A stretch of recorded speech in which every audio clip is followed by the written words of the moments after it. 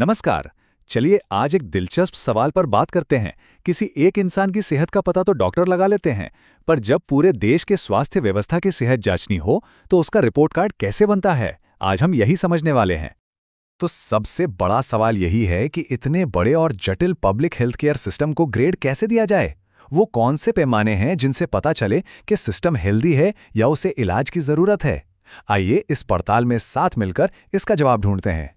देखिए, इसे समझने का सबसे आसान तरीका है एक डॉक्टर वाला उदाहरण। जैसे डॉक्टर नब्ज, ब्लड प्रेशर, तापमान देकर मरीज की हालत समझते हैं, ठीक वैसे ही एक्सपर्ट्स कुछ खास संकेतकों यानी इंडिकेटर्स का इस्तेमाल करते हैं। यही इंडिकेटर्स हमें पूरे हेल्थ सिस्टम की सेहत का हाल बताते हैं। तो ये पूरी जांच पड़ताल शुरू कहाँ से होती है भाई? सबसे पहले और सबसे जरूरी चीज से, भरोसेमंद डेटा। क्योंकि अगर नंबर ही सही नहीं है तो पूरी रिपोर्ट कार्ड का कोई मतलब ही नहीं रह जाता है ना। और यहीं पर एक बहुत जरूरी कॉन्सेप्ट आता है, डेटा इंटीग्रिटी। इसका सीधा सा मतलब है, क्या जो आंकड़े हमारे सामने हैं हम उन पर भरोसा कर सकते हैं? क्या वो सही हैं, लगातार एक जैसे हैं और भरोसे के लायक हैं? तो आखिर ये पता कैसे चलता है? इसका एक बड़ा तरीका है सरकारी रिपोर्टों के आंकड़ों की तुलना किसी इंडिपेंडेंट सर्वे जैसे कि नेशनल फैमिली हेल्थ सर्वे यानी एनएफएचएस के आंकड़ों से करना। अगर दोनों में जमीन आसमान का फर्क है तो समझ जाइए कि ये खतरे की घंटी है। और ये इतना जरूरी क्यों है? सीधी सी बात है, अगर बीमारी का पता ही गलत लगेगा तो इलाज सही कैसे होगा? आप उन समस्याओं को कभी ठीक नहीं कर सकते जिन्हें आप सही सही देख ही नहीं पा रहे। अच्छा, डेटा की बुनियाद तो पक्की हो गई। अब बात करते हैं उन लोगों की जो इस पूरे सिस्टम को चलाते हैं, यानी हमारा अगला अहम पहलू, शासन या गवर्नेंस। क्या जो लोग सिस्टम चला रहे हैं वो अपनी जगह पे टिककर काम कर भी रहे हैं या नहीं?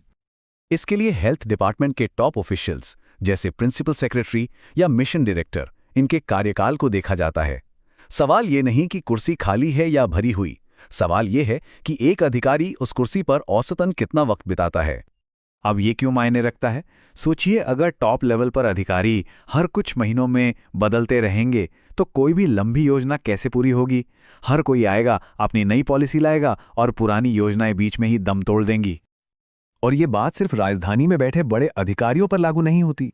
यही सिद्धांत जिला स्तर पर भी देखा जाता है। जिले के मुख्य चिकित्सा अधिकारी यानी सीएमओ के कार्यकाल की स्थिरता को भी इसी तरह परखा जाता है, ताकि जमीनी स्तर पर भी लीडरशिप स्थिर रहे। तो चलिए अब बड़े बड़े दफ्तरों और कागजों से निकलकर जमीन पर आते हैं। बात करते हैं उन लोगों, उन जगहों और उन प्रक्रियाओं की जो असल में मरीजों तक हेल्थ सर्विसेज पहुंचाती हैं। और यहां पर सबसे पहला, सबसे बुनियादी सवाल क्या है? यही कि क्या हमारे पास मरीजों की देखभाल के लिए लोग भी हैं? मतलब क्या अस्पतालों और हेल्थ सेंटर्स में डॉक्टर, नर्स और दूसरे हेल्थ वर्कर्स की संख्या पूरी है?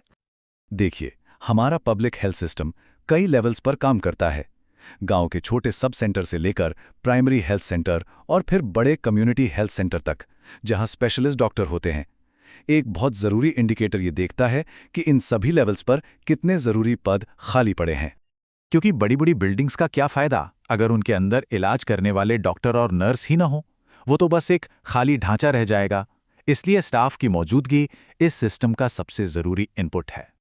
ठीक है, मान लिया कि लोग हैं, पर अब सवाल उठता है जगहों का। क्या हमारे हेल्थ सेंटर और अस्पताल सिर्फ नाम के लिए खुले हैं या वो सच में काम भी कर रहे हैं जैसा उन्हें करना चाहिए? यहां पर एक शब्द आता है, फंक्शनैलिटी। मतलब क्या कोई सेंटर सच में वो सेवाएं दे पा रहा है जिसके लिए वो बना है? जैसे कितने प्राइमरी हेल्थ सेंटर वाकई 24 घंटे डिलीवरी जैसी इमरजेंसी सेवाएं दे रहे हैं, और कितने बड़े सेंटर जिन्हें फर्स्ट रेफरल यूनिट कहते हैं, सर्जरी जैसी चीजों के लिए पूरी तरह तैयार हैं।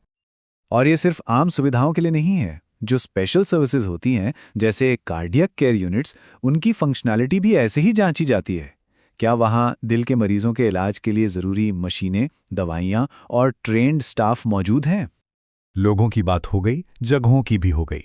अब बारी है एक अहम प्रक्रिया की, और ये एक नंबर से जुड़ी है, 12 हफ्ते। आखिर इस नंबर में ऐसा क्या खास है? ये वो बहुत ही जरूरी समय सीमा है जिसके अंदर एक गर्भवती महिला को अपनी पहली जांच यानी एंटीनेटल केयर चेकअप के लिए रजिस्टर करवाना होता है। अगर ये समय पर हो जाता है तो ये पक्का किया जा सकता है कि माँ और बच्चे दोनों पर पूरी गर्भावस्था के दौरान सही से नज़र रखी जा सके। ये एक बेहद ज़रूरी प्रक्रिया का इंडिकेटर है। तो अब तक हमने अलग अलग हिस्सों को देखा, डेटा, लीडरशिप, स्टाफ, सुविधाएं। अब इन सबको एक साथ जोड़ते हैं और देखते हैं कि पूरी तस्वीर कैसी दिखती है। तो संक्षेप में, एक हेल्थ सिस्टम के रिपोर्ट कार्ड में इन सभी पहलुओं को परखा जाता है। क्या डेटा भरोसे के लायक है? क्या लीडरशिप स्थिर है? क्या स्टाफ पूरा है? क्या अस्पताल और क्लिनिक ठीक से काम कर रहे हैं? और क्या जरूरी देखभाल समय पर मिल रही है? और ये समझना बहुत ज़रूरी है कि ये सब मिलके सिर्फ नंबर्स नहीं हैं, ये एक कहानी बताते हैं। एक कहानी कि हमारा हेल्थ सिस्टम कहाँ अच्छा काम कर रहा है और कहाँ उसे मदद और सुधार की ज़रूरत है। लेकिन एक आखिरी और शायद सबसे बड़ा सवाल, मान लेते हैं कि सारे बॉक्स टिक हो गए, सारे आंकड़े भी बहुत अच्छे हैं, पर क्या इससे ये पक्का हो जाता है कि जब कोई मरीज अस्पताल पहुंचता है तो उसका अनुभव भी उतना ही अच्छा होता है? क्या सेहत की असली कहानी इन आंकड़ों के पार है? इस पर सोचने की ज़रूरत है।